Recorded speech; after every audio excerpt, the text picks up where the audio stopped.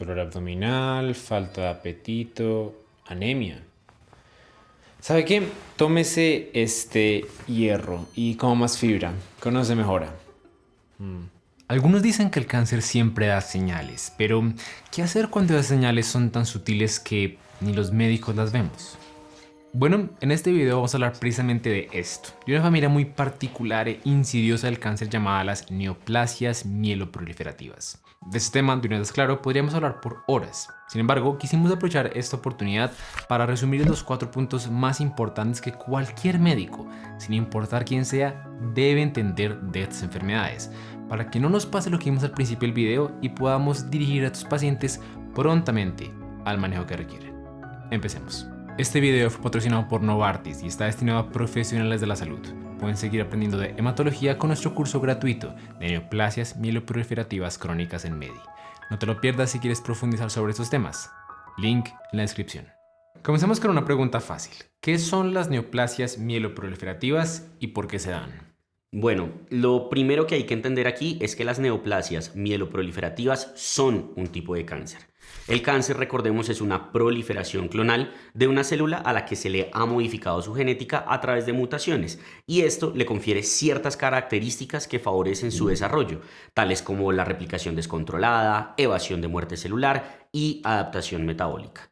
En el caso de las neoplasias mieloproliferativas, estas células que se mutan son precisamente células de la sangre, puntualmente unas células que llamamos células progenitoras, es decir, células que su función es dividirse para crear eritrocitos, leucocitos y plaquetas. ¿Y por qué se dan? Por mutaciones. Es así de sencillo, se mutan genes que participan en la proliferación y regulación de las células hematopoyéticas, y eso es lo que desarrolla el cáncer. Y aquí hay varios genes de los que podríamos hablar, pero uno clásico que muchos probablemente ya han escuchado es el famoso cromosoma Filadelfia. El cromosoma Filadelfia es una de las alteraciones genéticas más relevantes en hemato-oncología. Se trata de una translocación recíproca balanceada entre los cromosomas 9 y 22, específicamente 922, Q34, Q11. ¿Pero por qué esto es grave? Bueno, porque ese reordenamiento une dos genes que normalmente deben estar separados, BCR del cromosoma 22 y ABL del cromosoma 9.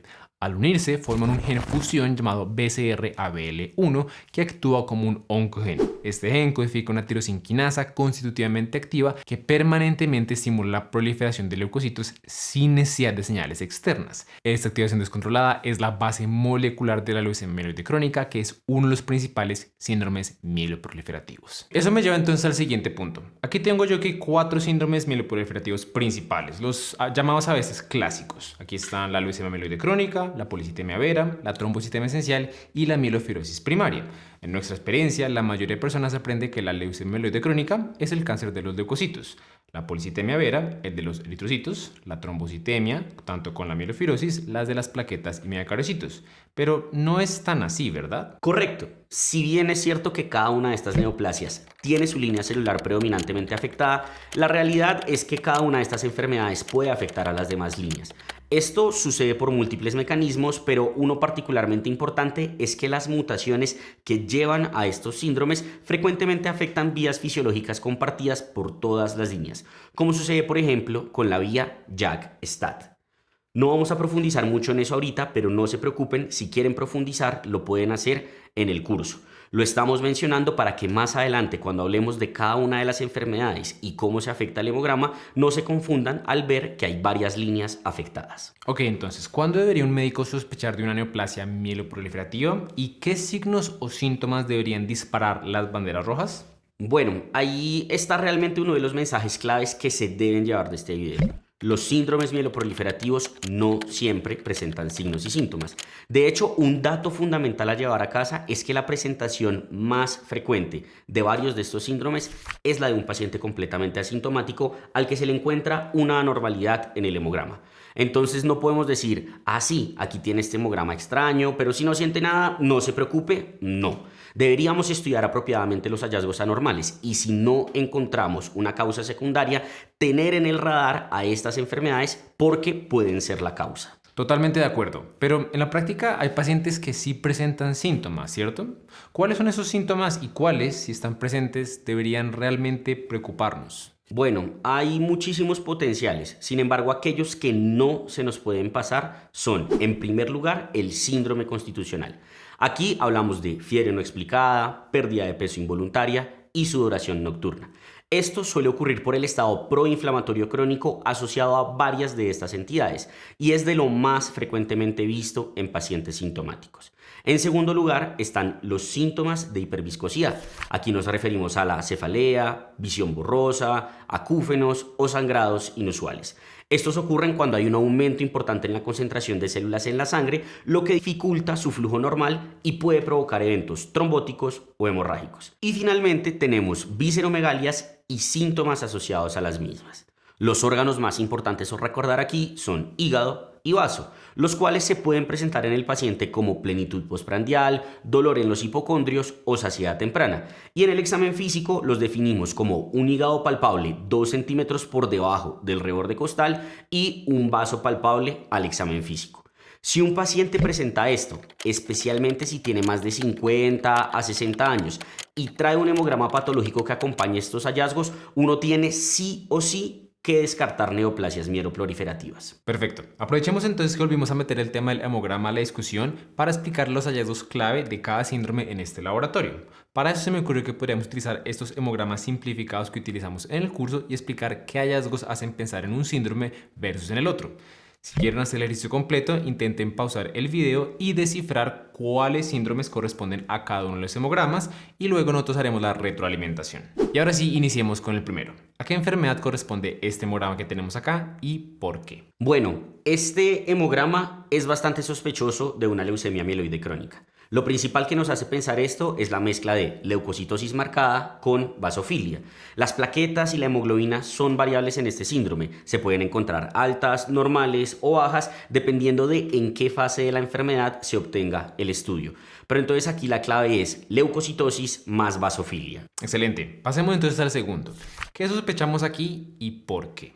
Aquí uno debe sospechar policitemia vera. Lo clave a recordar aquí, como mencionamos antes, es que la línea predominantemente afectada es la roja. De hecho, el hallazgo casi que definitorio de la policitemia es una hemoglobina elevada, más de 16,5 en hombres y 16 en mujeres. Lo típico con las otras líneas es que se encuentren cerca del límite superior de la normalidad o que lo superen levemente. Hay un estudio de hecho que documentó que la mediana de leucocitos en pacientes con esta enfermedad es de 10.400 y la mediana de plaquetas es 466.000. Así que generalmente el patrón va a ser una hemoglobina muy elevada y leucocitos y plaquetas levemente elevados, entendiendo que por supuesto hay variaciones en estos valores. Pasemos entonces al tercero y último. Bueno, en este caso deberíamos sospechar trombocitemia esencial. Lo fundamental es reconocer la elevación exagerada de plaquetas. La mediana de plaquetas en esta enfermedad, de hecho, según un estudio, es de 777.000, un valor increíblemente elevado. Aparte de eso, vale la pena recordar que en hasta un 20% de los casos se va a encontrar también panmielosis, es decir, elevación de las otras líneas. Sin embargo, esto no es lo más frecuente. Solo nos quedaría entonces la mielofibrosis primaria. ¿Cómo es el hemograma en esta enfermedad? Bueno, el hallazgo más frecuente es la anemia. Esta suele ser normocítica o macrocítica y se da precisamente porque en esta enfermedad hay una ocupación de la médula por tejido fibrótico que no permite una adecuada eritropoyesis. Aparte de esto, se puede observar tanto un aumento como una disminución en leucocitos o plaquetas, dependiendo de en qué fase de la enfermedad se detecte al paciente. Entonces es anemia básicamente. Difícil dar con la sospecha solo con el hemograma entonces, ¿no? Sí, este es el cuadro menos florido en el hemograma de los cuatro, pero los paraclínicos asociados pueden ayudar bastante. Ahí podemos ver patrón leucoeritroblástico, es decir, elevaciones en progenitores blancos y eritroblastos, dacriocitos, que son estos famosos eritrocitos en forma de lágrima, y elevación en la LDH. En conjunto, esto, más la clínica, ayuda a sospechar mejor la enfermedad en estos pacientes. Entonces veamos si aprendieron con este hemograma de aquí. Piensen de qué enfermedad sería altamente sugestivo este patrón y déjenos en los comentarios su respuesta. Mientras tanto, continuemos con el video. Entonces, digamos que tengo un paciente y sospecho que podría ser una neoplasia mieloproliferativa. ¿Qué hago? Como suele suceder en medicina interna, la respuesta es depende. Por ejemplo, si el cuadro clínico tiene hallazgos que me preocupan por un riesgo de deterioro inminente, la mejor conducta en ese caso es remitir a urgencias. Los hallazgos que más obligan a este tipo de conducta son hiperleucocitosis, es decir, un conteo de blancos mayor a 100.000, fallo medular visto por citopenias significativas en todas las líneas celulares y presencia de blastos en sangre periférica.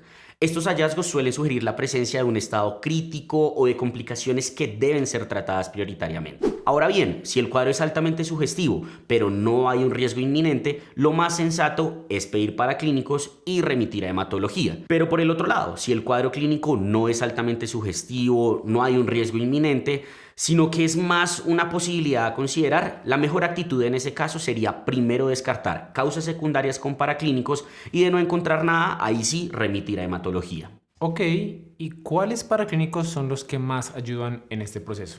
Bueno, los iniciales suelen ser un hemograma completo, frotis de sangre periférica, función renal, perfil hepático, LDH y electrolitos. Estos son los que usualmente manda el médico general para el abordaje inicial. Si después de esto la sospecha se mantiene o en casos muy específicos como habíamos mencionado, si la sospecha es muy alta desde el inicio, se podría solicitar además aspirado y biopsia de médula ósea con estudios moleculares de mutaciones driver. Las mutaciones driver es el nombre que le damos a las mutaciones clave que disparan las neoplasias mieloproliferativas. Son estas de aquí que ven en pantalla. Generalmente estos estudios los pide directamente el hematólogo. Sin embargo, ahí les dejamos los nombres para que los tengan en cuenta. Solo nos queda hablar entonces del manejo. Y sé que aquí podríamos durar 2 horas hablando solo de esto. Entonces, enfoquémonos mejor en lo que es realmente importante y básico. ¿Por dónde comenzamos? Bueno, el primer concepto clave que hay que dejar claro sobre el manejo es que en general estas enfermedades no se curan, se controlan. Y algunas personas podrían interpretar esto como algo malo. Sin embargo, vale la pena aclarar que, aunque muchas de estas enfermedades no se curan, sí tienen un pronóstico muchísimo mejor que el de otros tipos de cáncer. Por ejemplo, la sobrevida promedio de pacientes con policitemia vera es de 14,1 a 27,6 años, lo cual es bastante más alto que en otras malignidades. Obviamente hay excepciones. El promedio de sobrevida, por ejemplo, en la mielofibrosis primaria es de 6 años. Sin embargo, los demás síndromes mieloproliferativos en general tienen un buen pronóstico. Entonces, el manejo aquí es más centrado a disminuir la proliferación celular, prevenir complicaciones y mejorar estilo de vida, ¿verdad? Totalmente, y para eso generalmente lo que hacemos es manejar con medicamentos que el paciente usa de forma ambulatoria, lo cual es un cambio también importante si lo comparamos con otras neoplasias que sí necesitan que el paciente ingrese a una institución y se hospitalice para administración de combinaciones de quimioterapia intensiva. Aquí eso no suele ser el manejo, ¿cierto? No, obviamente hay algunas excepciones, pero son muy puntuales. Por ejemplo, en pacientes con una enfermedad muy avanzada que se transforma a una leucemia aguda, ahí el manejo suele ser muchísimo más agresivo y convencional con quimioterapia intensiva. Pero en general, la mayoría de los pacientes se manejan en casa con medicamentos orales. Por ejemplo, el manejo estándar de la leucemia mieloide crónica para la gran mayoría de los pacientes es con unos medicamentos llamados inhibidores de tirosina quinasa. Estos se dan en casa, en general tienen una buena tasa de éxito y hay opciones que tienen un buen perfil de seguridad con pocos eventos adversos. Pero, ¿y cómo se determina qué manejo dar a cada paciente? Bueno, ahí es donde el tema se torna un poco más complejo y varía dependiendo de cada enfermedad. Sin embargo, el gran mensaje a llevarse a casa es que lo que solemos hacer es determinar el riesgo de complicaciones del paciente y según este tomamos una conducta. Si dar o no un medicamento, llevar a trasplante o incluso en algunos casos se podría pensar en solo hacer seguimiento. Sin embargo, eso ya se sale del objetivo de este video. Así que, si les interesa aprender un poco más de esto, les cuento que tenemos un curso completamente gratuito de neoplasias mieloproliferativas en donde ahondamos con mucho más detalle, con mucha más calma, todos los puntos que abordamos en este video. Así que si les interesa dominar este tema y quedar certificados, les dejamos el link en la descripción para que lo revisen. Por ahora eso fue todo, muchas gracias por su tiempo y nos vemos en la próxima.